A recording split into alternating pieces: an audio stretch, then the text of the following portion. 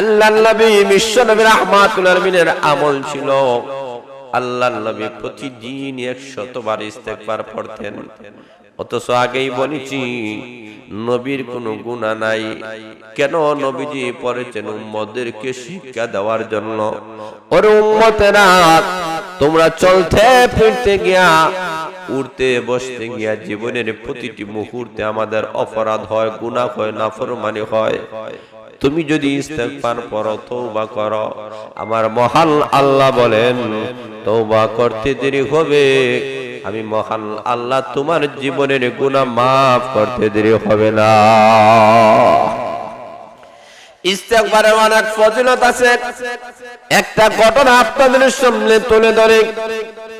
এমন একটা লোক, যেই লোকটা রুটি বিক্রি করে, রুটির দোকান, কিন্তু এই লোকটা এমন একটা আমল, রুটি খাই বানাইতে গিয়ে আস্তাগফিরুল্লাহ আস্তাগফিরুল্লাহ পড়ে, তাসবিহ পড়ে, আল্লাহর দরবারে ফানা চায়। রুটিটা বানাইতে গিয়া আস্তাগফিরুল্লাহ পড়ে। এক কথায় জীবনের সব ক্ষেত্রে সে ইস্তেগফার পড়ে, তাসবিহ পড়ে, আল্লাহর প্রশংসা আদায় করে। ওই দিকে একজন বৃদ্ধ মানুষ রাস্তা সফর করতেছে। করতে করতে একটা মসজিদের মধ্যে আসিয়া এশার নামাজ আদায় করেছেন। এশার নামাজ পড়ার পরে উনি মুয়াজ্জিন সাহেবের কাছে বলেছেন, ভাই, আমি অনেক দূর থেকে এসেছি, এই জায়গায় আমার বাড়ি নাই, ঘর নাই, আমার কেউ নাই, আত্মীয় স্বজন নেই, আমাকে একটু সুযোগ দাও, আমি আল্লাহর ঘরে রাত্রি যাপন করব, পরের দিন আমি চলে যাব। মুয়াজ্জিন সাহেব ওনাকে কোনো সুযোগ দেয় নাই। তোমাকে চিনি না, জানি না, পরিচয় নাই, মসজিদে থাকার সুযোগ দেওয়া যাবে না। কিন্তু ওই রুটিওয়ালা এই দৃশ্যটা দেখতেছে। রুটিওয়ালা বলে, একজন বৃদ্ধ মানুষকে মসজিদে থাকার সুযোগ দেওয়া হয় নাই, হতে পারে না, কারণ মুরব্বীদের সম্মান স্বয়ং আল্লাহ দিয়েছেন। জোরে বলেন ঠিক না বেঠিক? কোন বৃদ্ধ অথবা বৃদ্ধা যদি আল্লাহ দরবারে হাত তুলে দরখাস্ত করে, আমার মহান আল্লাহ লজ্জা এসে যায়, শরম এসে যায়। আল্লাহ রাব্বুল আলামিন তৎক্ষণিকভাবে তার দরখাস্ত কবুল মঞ্জুর করে নেন। আমি আপনাদের সামনে মহাগ্রন্থ আল কোরআন থেকে একখানা আয়াতে কালিমা তেলাওয়াত করেছি। এই আয়াতে মহান আল্লাহ রাব্বুল আলামিন আমাদের নবীকে আল্লাহ ঘোষণা করেছেন, ওগো নবীজি, আপনাকে আমি আল্লাহ গোটা বিশ্ববাসী মানুষের জন্য রহমত হিসেবে আল্লাহ পাঠাইয়াছেন। গোটা পৃথিবীর সব জিনিসের জন্য বিশ্বনবী হলেন রহমত। বিশ্বনবী রাহমাতুল লিল আলামিন আমাদের কাছে 30 পারা কোরআন নিয়ে এসেছে। এমন একজন নবীকে আল্লাহ আমাদের জন্য নবী হিসাবে পাঠাইয়েছেন, যেই নবীর দাম বেশি, সম্মান বেশি, মর্যাদা বেশি। দুনিয়াতে আল্লাহ রাব্বুল আলামিন নবী রাসূলগণকে আল্লাহ কিছু আলাদা মর্যাদা, কিছু আলাদা পজিশন আল্লাহ দিয়েছেন। এর মধ্যে নবীদের একটা মর্যাদা হলো ওরা আজীবন নিষ্পাপ, যাদের জিন্দেগিতে কোনো গুনাহ নাই। জোরে বলেন সুবহানাল্লাহ। আমাদের জীবনে গুনাহ আছে কি নাই? কথা বলেন, আছে কি নাই? কিন্তু নবীরা নিষ্পাপ, এরা আজীবন নিষ্পাপ। এবং নিষ্পাপ মানুষকে আল্লাহ নবী রাসূল হিসেবে আল্লাহ কবুল করেন। পৃথিবীতে আল্লাহ যত নবী রাসূল পাঠাইয়েছেন, কোরআন শরীফের মধ্যে তালাশ করলে দেখা যায় প্রায় 25 জন নবীর আলোচনা আল্লাহ করেছেন। বাকিদের কথা আল্লাহ কোরআনে আলোচনা করেন নাই। 25 জন নবীর মধ্য থেকে একজন নবীর নাম ছিল আল-ইয়াসা।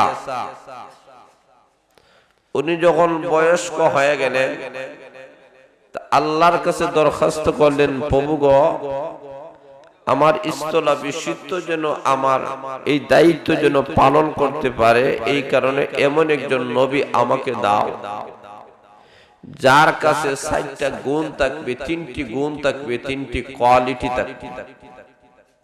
জোরে বলেন কয়টা কোয়ালিটি? ৩টি। ১ নম্বর হলো ওই নবীর কোয়ালিটিটা হবে উনি দিনের বেলায় সব সময় রোজা রাখবেন। রোজা এমন একটা ইবাদত, দুনিয়ার সকল ইবাদত মানুষকে দেখানো যায়, কিন্তু রোজার ইবাদত কাউকে দেখানো যায়। উনি বলেন ১ নম্বর হলো উনি আমার খলিফা হবেন, যার মধ্যে সর্বপ্রথম গুণ থাকবে উনি রোজাদার হবেন, সব সময় রোজা রাখবেন। আল্লাহর নবী বিশ্ব নবী রাহমাতুল আলামিন বলেন, আমার মনে চায় আমি সব সময় যেন রোজা রাখি।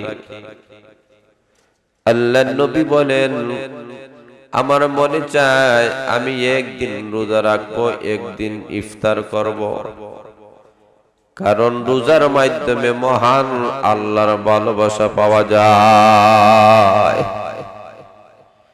পৃথিবীর সকল ইবাদত গুনাহ মানুষকে দেখানো যায়, নামাজ পড়লে মানুষকে দেখানো যায়, হজ করলে মানুষকে দেখানো যায়, যাকাত দিলে মানুষকে দেখানো যায়, সদকা ফিতরা করলে মানুষকে দেখানো যায়, কিন্তু রোজা এমন একটা ইবাদত, এই ইবাদতটা শুধুমাত্র আল্লাহর জন্য। আল্লাহর নবী বিশ্ব নবী রাহমাতুল আলামিন ঘোষণা করেছেন, এমনকি হাদিসে কুদসির মধ্যে আছে, রোজা হলো আল্লাহর জন্য, আর রোজার প্রতিদান স্বয়ং মহান আল্লাহ দান করবে। সকল ইবাদতের প্রতিদান গুনাহ ফেরেশতাদের মাধ্যমে আল্লাহ দিবেন, কিন্তু রোজার প্রতিদান আমার মহান আল্লাহ আহকামুল হাকিমিন নিজের হাতে মহান আল্লাহ রাব্বুল আলামিন দান করবেন। ২ নম্বর হলো রোজা হলো আল্লাহর জন্য, আর এই রোজার প্রতিদান হয়েছেন মহান আল্লাহ। আল্লাহ বলেন, ও দুনিয়ার মানুষেরা, নামাজের প্রতিদান আমি আল্লাহ বলি নাই, হজের প্রতিদান আমি আল্লাহ বলি নাই, যাকাতের প্রতিদান আমি আল্লাহ বলি নাই, কিন্তু রোজার বেলায় ঘোষণা হয়েছে রোজার প্রতিদান স্বয়ং মহান আল্লাহ। জোরে বলেন সুবহানাল্লাহ।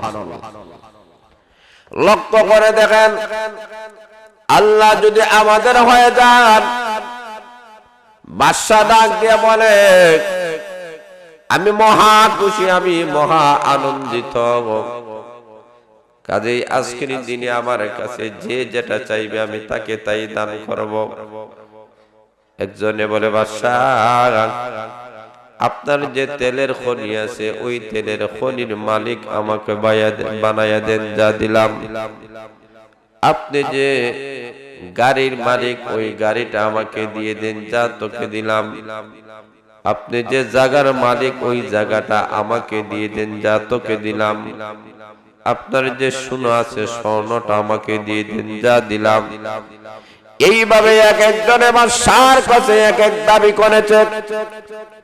বাদশাহ খুশি হইয়া প্রত্যেকের দাবিগুলা দিয়েছে। বাদশার দরবারে একটা কালো দাসী ছিল। দাসী কিছু চায় না, কিছু বলে না। বাদশা বলে, দাসী রে, তুই দাসী হতে পারোস, কালো হতে পারোস, কিন্তু আজকের দিনে আমি বাদশার কাছে যা চাইবে আমি সমান অধিকারেও তোকে দিব, বঞ্চিত করব না। এমনি দাসী ডাক দিয়া বলেন, বাদশা তাই যদি হয়ে থাকে তাহলে আপনার কাছে আমি সোনা চাই না, রূপা চাই না, টাকা পয়সা কোনো কিছু চাই না। আমি আজকে আপনার দরবারে আপনি বাদশাকে আমি চাই। অন্যান্য লোকেরা বলে, রে কালো দাসী কি বলস, বাদশাকে কেন চাস? বাদশার অনেক মাল্লার আছে, ওইগুলা না তুই চাইবে। কালো দাসী মুস্কি হাসি দিয়ে বলে, আমি কেন বাদশাকে চেয়েছি তোমরা বুঝবা না। বাদশা যদি বলে ফেলে আমি তার হয়ে গেছি, তাহলে এই বাদশার যত সোনা রূপা, তেলের খনি, গ্যাসের খনি, যা কিছু আছে সবগুলার মালিক আমি দাসী হয়ে যাব। বাদশা ডাক দিয়ে বলে, দাসী রে, আমি বুঝতে পেরেছি তুমি দুনিয়ার কোনো কিছু না আছে আমি বাদশাকে কেন চেয়েছো, আমি বুঝতে পেরেছি। কেউ যদিও বুঝে নাই, কারণ আমি যদি তোমার হয়ে যাই আমার সবগুলা তোমার। এমনি লক্ষ্য করে দেখেন, এই কথাটা যখন বলেছে বাদশা বুঝতে পেরেছে আমি তার হয়ে গেলে আমার সবগুলো তার। ঠিক তেমনি ভাবে রোজাদারের প্রতিদান করেছেন স্বয়ং মহান আল্লাহ। আপনি আমি রোজা রেখে যদি যাইতে পারে প্রতিদান করবেন মহান আল্লাহ। আর মহান আল্লাহ যার হয়ে যাবে গোটা পৃথিবী তার হয়ে যাবে। কথা বলেন ঠিক না ঠিক? এই কারণে লক্ষ্য করে দেখেন, উনি বলেন 1 নম্বর গুণ হলো যিনি সব সময় রোজা রাখবেন। 2 নম্বর কোয়ালিটি হলো যিনি রাতের বেলায় ঘুমাবেন না, রাত্রি জাগরণ করে আল্লাহর দরবারে কান্নাকাটি করবেন। রাত্রে বেলায় আল্লাহর দরবারে কান্নাকাটি করার দাম আছে কি নাই? কথা বলেন আছে কি নাই? এই পৃথিবীতে অনেক আল্লাহ ওয়ালারা আছেন, এরা গরিব হতে পারে, এরা চাকর হতে পারে, কিন্তু মালিকের কাছে শর্ত দিয়েছে, রে মালিক আমি গরিব হতে পারি, আমি অভাবী হতে পারি, গরিবের কারণে তোমার ঘরে আমি চাকরি করব, কিন্তু একটা শর্ত গো মালিক, আমাকে দিনের বেলায় যত কাম কাজ করাবা, কোনো বাধা নাই, কোনো আপত্তি নাই, কিন্তু রাত্রি বেলায় আমাকে কোনো কাজ দিবা না, কারণ রাত্রি বেলায় আমাকে কিছু সুযোগ দিবা। এই সুযোগে আমি আহকামুল হাকিমের দরবারে হাজিরা দিতে হবে। মালিক শর্ত অনুযায়ী চাকর রেখে দিল। ঠিকই দেখা গেল দিনের বেলায় সকল কাম কাজ পরিপূর্ণভাবে আদায় করে, রাত্রি বেলায় ওই চাকর এমন একটা নির্জন ঘর বাহির করেছে। ঘরটা বলো এলোমেলো ভাঙ্গা, দরজা নাই, জানলা নাই, কোনো কিছু নেই। তখন চাকর বলে, এমন একটা ঘরের আমার দরকার, আমার দরজারও দরকার নাই, জানলারও দরকার নাই, বিছানার দরকার নাই, এমন একটা ঘরের দরকার। কয়েকদিন হয়ে গেল, মালিক মনে মনে অন্তরের ভিতরে কৌতূহল জাগল, আমার ঘরের চাকর এমন একটা এলোমেলো ভাঙ্গা ঘরের মধ্যে কি করে, আমি একটু দেখতে চাই। গভীর রজনীতে মালিকটা ঘর থেকে বাইরে হইয়া চাকরের ঘরে গিয়া দেখে ওই চাকরটা সিজদার মধ্যে পড়িয়া আল্লাহর দরবারে কান্নাকাটি করতেছে। ওই গরিব লোকটা বলে, প্রভু গো, আমাকে গরিব বানাইয়াছ, যার কারণে মানুষের ঘরে আমি চাকরি করি, কাম করি, আল্লাহ দিনের বেলায় সব সময় তোমার গোলামি করতে পারি না, তোমার দাসত্ব করতে পারি না। প্রভু গো, আমার পক্ষ থেকে যেই ত্রুটিগুলা হয় এইগুলা মেহেরবানি করে আল্লাহ তুমি আমাকে মাফ করে দাও। ও প্রভু, কিয়ামতের কঠিন ময়দানে আসামির কাঠ গড়ায় দাঁড়াইয়া যেন জবাবদিহি করতে না হয়। আল্লাহ, আমাকে ফাতেমায় বেরি লাগাইয়া দাও দাও, জাহান্নামের আগুনে আমাকে ফেলে দিও না। এইভাবে চোখের পানি পালাইয়া কাঁদলে আর মালিক তাকায় দেখে ওই গোলাম সিজদায় পড়ে কাঁদতেছে। সিজদা থেকে শুরু করে আকাশ পর্যন্ত একটা নূরের লাইট জ্বলে গিয়েছে। এই অবস্থা দেখে মালিক আশ্চর্যান্বিত হয়ে গেল। আরে আমি কত বড় নাদান, আমি কত মহান আল্লাহ, আল্লাহ শুকর বান্দা, আমাকে মহান আল্লাহ এত টাকা পয়সার মালিক বানাইয়াছেন, এত ধন সম্পদ দান করেছেন, কিন্তু আমি কোনদিন তো নামাজ পড়লাম না। আল্লাহর কুদরতি পাওয়ের মধ্যে তো আমি কখনো সিজদা দিলাম না। আমার চাইতে কম নাদান আসমানের নিচে জমিনের উপরে আর কেউ হতে পারে না। মালিক অপেক্ষা করতেছে গোলাম কখন যেন সিজদা থেকে উঠে। ওই দিক দিয়া মুয়াজ্জিন সাহেব ফজরের আযান যখন দিয়ে দিছে, এমনি গোলামটা সিজদা থেকে মাথা তুলা দিয়েছে। মালিক গোলামের কাছে গিয়া বলে, রে গোলাম, তুই আমাকে এমন একটা শিক্ষা দিলে, তোর জীবনের মাধ্যমে আমি একটা নসিহত গ্রহণ করেছি। ওরে গোলাম, আর দেরি করিস না, আমাকে তোর মালিকের সাথে আমাকে একটা পরিচয় করাইয়া দে, তোর মালিকের সাথে আমাকে একটা সম্পর্ক করাইয়া দে। আমার মনে হয় আমার জীবনের সমস্ত সম্পদের চাইতে তোর একটা সিজদার দাম আল্লাহর কাছে বেশি, কারণ তোর সিজদার বড় দাম, তোর সিজদার বড় পাওয়ার।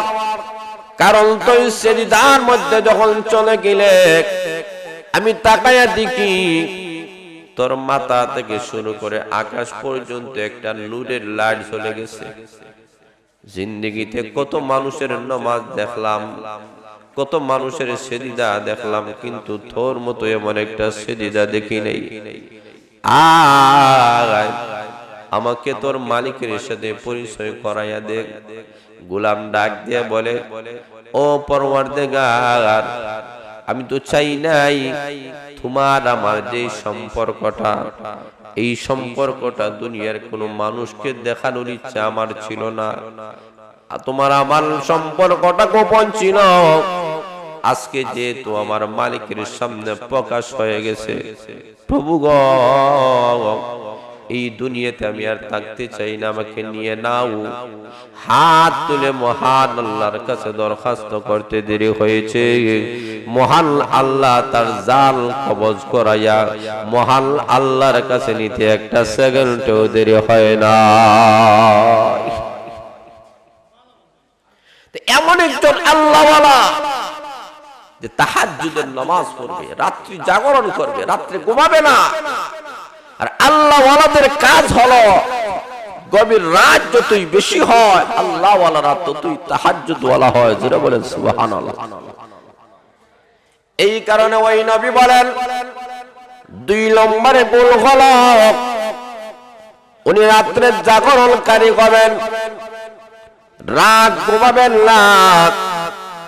3 নম্বর ওই লোকটার গুণ হবে, ওই নবীর গুণটা হবে, উনি কখনো রাগান্বিত হবেন না। জোরে বলেন সুবহানাল্লাহ। একটু জিকির করেন লা ইলাহা ইল্লাল্লাহ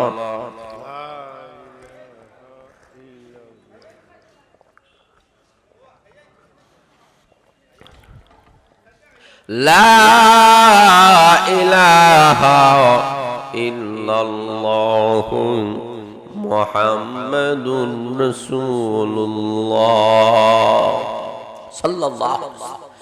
3 নম্বর, ওই নবীর গুণ হবে উনি কোন সময় রাগান্বিত হবেন না, রাগ করবেন না। রাগের মতো গুণ এটা দূষণ গুণ, রাগান্বিত না হন এমন একটা গুণের মানুষকে আমি আর ইস্তলা বিশুদ্ধ বানাতে চাই। জোরে বলেন সুবহানাল্লাহ। এখন শুনো ভাইরা, এমন 3টা গুণের গুণী যিনি হবেন উনি আমার ইস্তলা বিশুদ্ধ হবেন। এমন 3টা গুণ নুনানি ইন্তেকালের আগে উনি একটা সমাবেশ ডাকলেন, ডাক দিয়ে বলেন এমন 3টা গুণের মালিক কে আছে আমাকে বলো। একজনে দাঁড়ায়া বলেন আমার আছে, বলেন না হবে না। আরেকজন দাঁড়ায়া বলেন 2 নম্বর দিন উনি বলেন আমার আছে। উনি বলেন হ্যাঁ আমি দেখতে পাচ্ছি তোমার মধ্যে এই গুণ আছে, যাও আমি তোমাকে খেলাফতি দিলাম। আমার মহান আল্লাহ, ওই মহান আল্লাহ রাব্বুল আলামিন ওই লোকটাকে পরবর্তীতে এমন একজন নবী হিসাবে আল্লাহ কবুল করে নিলেন, যার নাম হলো যুলকিফ। জোরে বলেন, জোরে বলেন সুবহানাল্লাহ।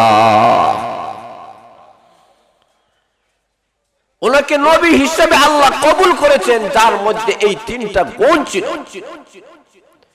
এখন শুনো মায়েরা, ওনাকে মহান আল্লাহ নবী বানায়া দিলেন। উনি নবী হয়ে গেলেন। ওই দিক দিয়ে শয়তান বলে যেই 3টা গুণের কারণে তোমাকে আল্লাহ নবী বানাইয়াছেন, এই গুণগুলা তোমার কাছ থেকে আমি ছিনাইয়া নিতে হবে। এখন কি গুণ? 3 নম্বর যে গুণটা আছে সেটা হলো রাগ। শয়তান বলে আমি এমন কিছু কাজ করব যাতে তোমার রাগ উঠুক। এখন শুনো ভাইরা, উনি তো দিনের বেলায় রোজা রাখেন, রাত্রি বেলায় তাহাজ্জুদের নামাজ পড়েন, রাত্রে ঘুমাবার টাইম নেই, যার কারণে দিনের বেলায় কাইলুলার একটি সময় আছে। এই সময়ে উনি একটু সুন্নত, নবীর সুন্নত কাইলুলা করা, একটু বিশ্রাম নেওয়া। এখন যেই লোকটা রাত্রে ঘুমায় না, দিনের বেলায় কাইলুলার সময় যেই লোকটা ঘুমায়, এমন ঘুমন্ত ব্যক্তিকে কেউ যদি ডিস্টার্ব দেয় রাগ উঠবে কিনা?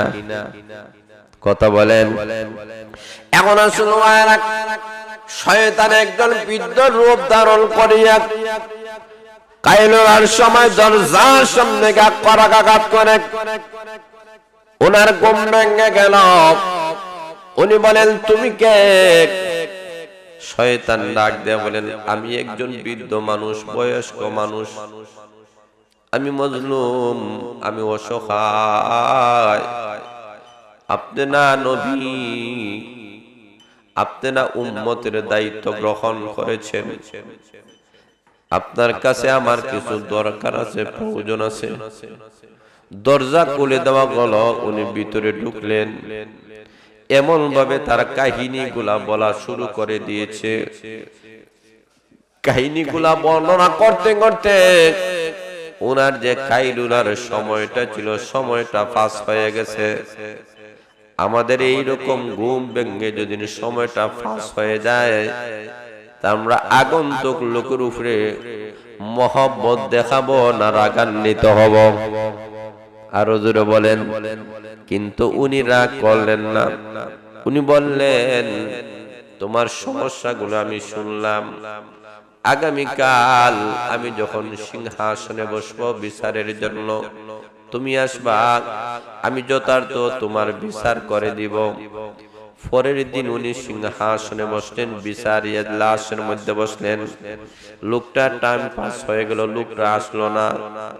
এখন উনি যখন আসে নাই, উনি অপেক্ষমান, কেন বুড়া লোকটা আসে নাই? পরের দিন সকাল বেলা উনি অপেক্ষা করলেন, তখনও লোকটা আসে নাই। আবার যখন উনি কাউলুলার সময় হয়েছে, উনি যখন বিশ্রাম নিতে গিয়েছেন, ওই মুহূর্তে আবার ওই বৃদ্ধ লোকটা চলে এসেছে, আসিয়া বলে, হুজুর গো, ও আল্লাহর পয়গম্বর, আমার কিছু দরকার আছে। উনি দরজা খুলে দিলেন। পূর্বের দিনের ন্যায় আবার তার বিবরণ দেওয়া শুরু করেছে। উনি সকল বিবরণগুলা শুনলেন, বললেন, পরের দিন বলবো, পরের দিন তোমার এই সমস্যার সমাধান হবে, তুমি আসবা, ওই যেই জায়গায় বিচার হবে ওই জায়গায় আসবা। ওই দিনও লোকটা আসে নাই। তৃতীয় দিন উনি যখন কাইলুলার সময়ে কাইলুলা করবেন, এখন ওই লোকটা আবার দরজার সামনে আসে ডাকাডাকি করতেছে। বলেন লোকেরা বলে, তুমি বারবার আসিয়া গমের টাইমে ডিস্টার্ব দাও, এটা হতে পারে না, আর তোমাকে সুযোগ দেওয়া যাবে না, তুমি চলে যাও। এখন লোকটা দরজা নয়, জানলা নয়, অন্য রাস্তা দিয়ে ঘরের ভিতরে ঢুকে গেছে। যেমনি মুহূর্তে ঘরের ভিতরে ঢুকেছে, আল্লাহর পয়গম্বর ডাক দেয়া বলেন, আমি প্রথম দিন দ্বিতীয় দিন তোমাকে চিনতে পারে নাই, আজকে চিনতে পেরেছি, তুমি দুনিয়ার কোনো মানুষ নয়, তুমি মিস্টার ইবলিস। যারা বলেন ঠিক না ঠিক? আমি বুঝতে পেরেছি তুমি মিস্টার ইবলিস। ইবলিস ডাক দেয়া বলে, ও আল্লাহর পয়গম্বর, আসলে আমি মানুষ নয়, আমি একবার দুইবার তিনবার আপনার দরবারে হাজির হয়েছি। আমার উদ্দেশ্য ছিল আপনাকে রাগান্বিত করে তোলা। আপনার যদি রাগ এসে যায়, আপনার খেলাফতি চলে যাবে, আমার এটাই টার্গেট ছিল। কিন্তু আমি বুঝতে পেরেছি আপনার মধ্যে এমন একটা গুণ মহান আল্লাহ দান করেছেন, কিয়ামত পর্যন্ত আমি ইবলিস আসতে পারি, ডিস্টার্ব দিতে পারি, কিন্তু তোমার মতো নবীকে কখনো রাগান্বিত করতে পারবো না। আল্লাহ রাব্বুল আলামিন এই তিনটি গুণ আল্লাহর পয়গম্বরকে আল্লাহ দান করেছিলেন। এক নম্বর হলো দিনের বেলা রোজা রাখা, দুই নম্বর হলো রাত্রি বেলা ইবাদত করা, রাত্রি জাগরণ করা, তিন নম্বর হলো রাগান্বিত না হওয়া। রাগান্বিত না হওয়া এটা মহৎ গুণ। জোরে বলেন ঠিক না বেঠিক? কথা বলেন ঠিক না বেঠিক? এখনো শুনো ভাইরা, মানুষেরা তখনই গুনাহ করে মানুষ যখন রাগান্বিত হয়। এই কারণে আল্লাহর নবী, বিশ্ব নবী রাহমাতুল আলামিনকে মহান আল্লাহ রহমত হিসাবে আল্লাহ পাঠাইয়াছেন, গোটা পৃথিবীর বাসীর জন্য আপনার রহমত। এই কারণে আল্লাহর নবীর রাগ কখনো হয় নাই। আল্লাহর নবী, বিশ্ব নবী রাহমাতুল আলামিন, আল্লাহর নবী কখনো এমনি এমনি রাগ হতেন না। কিন্তু নবীজি ইসলামের বিরুদ্ধে, কোরআনের বিরুদ্ধে যদি কেউ কথা বলে, তখনই আল্লাহর নবী রাগে লাল হয়ে যাইতেন। জোরে বলেন ঠিক না বেঠিক? কিন্তু লক্ষ্য করে দেখেন, আল্লাহর নবী কেমন নবী ছিলেন। এমন একটা গুণের নবী বানাইয়া মহান আল্লাহ আপনার আমার নবীকে আল্লাহ রাব্বুল আলামিন পাঠাইয়াছেন। এই কারণে সব সময় এই রাগটাকে যদি সামলাতে হয়, বেশি বেশি করে ইস্তেগফার পড়তে হবে। ইস্তেগফারের মাধ্যমে রাগ নরম হয়, মানুষ রাগান্বিত হয়, অনেক অঘটন ঘটে যায়। এই কারণে বেশি বেশি করে ইস্তেগফার পড়বেন, কারণ শয়তান চায় আপনাকে আমাকে রাগান্বিত করে গুনার কাজের দিকে নিয়ে যাওয়া। আর নবীজি শিক্ষা দিয়েছেন বেশি বেশি করে ইস্তেগফার করো। ইস্তেগফারের মাধ্যমে তোমার রাগ মহান আল্লাহ ফানি বানাইয়া দিবে। এই কারণে আমাদের জীবনের সবচেয়ে বড় আমল হলো ইস্তেগফার। বেশি বেশি ইস্তেগফার করব। আল্লাহর নবী, বিশ্ব নবী রাহমাতুল আলামিনের আমল ছিল, আল্লাহর নবী প্রতিদিন 100 বার ইস্তেগফার পড়তেন। অথচ আগেই বলেছি নবীর কোনো গুনাহ নাই। কেন? নবীজি পড়েছেন উম্মতদেরকে শিক্ষা দেওয়ার জন্য। ওরে উম্মতেরা, তোমরা চলতে ফিরতে গিয়া, উঠতে বসতে গিয়া জীবনের প্রতিটি মুহূর্তে আমাদের অপরাধ হয়, গুনাহ হয়, নাফরমানি হয়। তুমি যদি ইস্তেগফার পড়ো, তওবা করো, আমার মহান আল্লাহ বলেন তওবা করতে দেরি হবে, আমি মহান আল্লাহ তোমার জীবনের গুনাহ মাফ করতে দেরি হবে না। ইস্তেগফারের অনেক ফজিলত আছে। একটা ঘটনা আপনাদের সামনে তুলে ধরে। এমন একটা লোক, যেই লোকটা রুটি বিক্রি করে, রুটির দোকান, কিন্তু এই লোকটা এমন একটা আমল, রুটি খাই বানাইতে গিয়ে আস্তাগফিরুল্লাহ আস্তাগফিরুল্লাহ পড়ে, তাসবিহ পড়ে, আল্লাহর দরবারে ফানা চায়, রুটিটা বানাইতে গিয়ে আস্তাগফিরুল্লাহ পড়ে। এক কথায় জীবনের সব ক্ষেত্রে সে ইস্তেগফার পড়ে, তাসবিহ পড়ে, আল্লাহর প্রশংসা আদায় করে। ওই দিকে একজন বৃদ্ধ মানুষ রাস্তা সফর করতেছে, করতে করতে একটা মসজিদের মধ্যে আসিয়া এশার নামাজ আদায় করেছেন। এশার নামাজ পড়ার পরে উনি মুয়াজ্জিন সাহেবের কাছে বলেছেন, ভাই আমি অনেক দূর থেকে এসেছি, এই জায়গায় আমার বাড়ি নাই, ঘর নাই, আমার কেউ নাই, আত্মীয় স্বজন নেই, আমাকে একটু সুযোগ দাও, আমি আল্লাহর ঘরে রাত্রি যাপন করব, পরের দিন আমি চলে যাব। মুয়াজ্জিন সাহেব ওনাকে কোনো সুযোগ দেয় নাই, তোমাকে চিনি না, জানি না, পরিচয় নাই, মসজিদে থাকার সুযোগ দেওয়া যাবে না। কিন্তু ওই রুটিওয়ালা এই দৃশ্যটা দেখতেছে। রুটিওয়ালা বলে, একজন বৃদ্ধ মানুষকে মসজিদে থাকার সুযোগ দেওয়া হয় নাই, হতে পারে না, কারণ মুরব্বীদের সম্মান স্বয়ং আল্লাহ দিয়েছেন। জোরে বলেন ঠিক না বেঠিক? কোন বৃদ্ধ অথবা বৃদ্ধা যদি আল্লাহ দরবারে হাত তুলে দরখাস্ত করে, আমার মহান আল্লাহ লজ্জা এসে যায়, শরম এসে যায়, আল্লাহ রাব্বুল আলামিন তৎক্ষণিকভাবে তার দরখাস্ত কবুল মঞ্জুর করে নেন। এখন শুনো ভাইরা, ওই রুটিওয়ালা বলে, না করতে পারে না, আমার ঘর টাকার পরে ওই বৃদ্ধ মানুষ কই থাকবে, কোথায় যাবে, করতে পারে না। গো আল্লাহর ওগনি, ও বৃদ্ধ মানুষ, আপনি আসেন, আপনার চেহারায় প্রমাণ করে আপনি কোন ওলি হবে, আল্লাহওয়ালা হবে, আসেন না, আমার ঘরে আপনি রাত্রি যাপন করবেন। উনার ঘরে নিয়ে যাওয়া হলো। উনি রুটি বেলায় উনি আস্তাগফিরুল্লাহ আস্তাগফিরুল্লাহ পরে, সুবহানাল্লাহ সুবহানাল্লাহ পরে, এমনি উনি ডাক দিয়া বলেন, ও মাই, রুটি বানাতে গিয়া তোমার দুইটা টুট লড়তেছে, আমি দেখলাম, তুমি কি করলা? উনি বলেন, রুটি বানাতে গিয়ে আমার মহান আল্লাহকে আমি ভুলি নাই, আমি আল্লাহর দরবারে ফানা চাইতেছি, আল্লাহর তাসবিহ আল্লাহর প্রশংসা করতেছি। ওই বৃদ্ধ লোকটা বলে, তাহলে আপনার কাছে আমি একটা প্রশ্ন রাখতে চাই। প্রশ্নটা হলো, আপনি এই যে বেশি বেশি করে ইস্তেগফার করেন, এর কোনো ফলাফল মহান আল্লাহ আপনাকে দিয়েছে কিনা, কোনো ফল পেয়েছেন কিনা? ওই রুটিওয়ালা বলে, আমি আস্তাগফিরুল্লাহ পড়ার কারণে আমি জীবনে যতগুলো দোয়া করেছি, সকলগুলো দোয়া আমার মহান আল্লাহ কবুল মঞ্জুর করে নিয়েছে।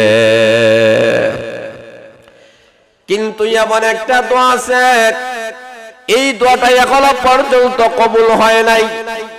উনি বলেন, তোমার সেই দোয়াটা কি আমার কাছে বলবানি?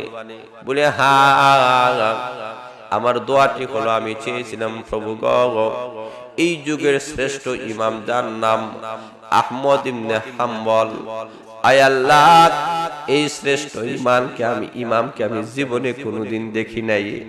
আয় আল্লাহ, আমার মৃত্যুর পূর্ব মুহূর্ত পর্যন্ত তোমার কাছে আমার দরখাস্ত, ওই যুগের শ্রেষ্ঠ ইমামের চেহারা না দেখাইয়া, ওনার সাথে সাক্ষাৎ না করাইয়া যেন আমার মৃত্যু না হয়। জোরে বলেন সুবহানাল্লাহ।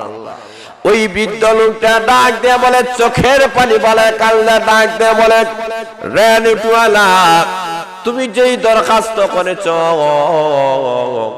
তুমি ঘাবড়াবা না, চিন্তা করবা না, আজকের দিনে আমি যে মেহমান তোমার হয়েছি, আমি আর কেউ নই রে, আমার নাম হলো আহমদ ইবনে হাম্বল। তোমার এই দোয়াটাও আল্লাহ কবুল মঞ্জুর করে নিয়েছে। তুমি যে ইস্তেগফার করেছো এই কারণে আমাকে তোমার ঘরের মেহমান বানাইয়া তোমার মাধ্যমে খেদমত করাইয়া এবং দোয়াটুকু মহান আল্লাহ কবুল করে নিয়েছে। তাহলে বোঝা গেল বেশি বেশি করে ইস্তেগফার করার দরকার আছে কি নাই? কথা বলেন আছে কি নাই? এই কারণে আমার মহান আল্লাহ রাব্বুল আলামিন আমাদের জীবনের গুনাহ যদি মাফ করাতে চায় বেশি বেশি করে ইস্তেগফার করব। সবার কাছে আমার আকুল আহ্বান হলো এখন থেকে শুরু করে মরণ পর্যন্ত প্রতিদিন 100 বার আমরা ইস্তেগফার পড়তে রাজি আছি? কারা কারা রাজি? হাত তোলা দেন। আল্লাহ সবাইকে কবুল করেন, মঞ্জুর করেন। সবাই বলেন আমিন। ওয়া আখিরু দাওয়ানা আলহামদুলিল্লাহি রাব্বিল আলামিন।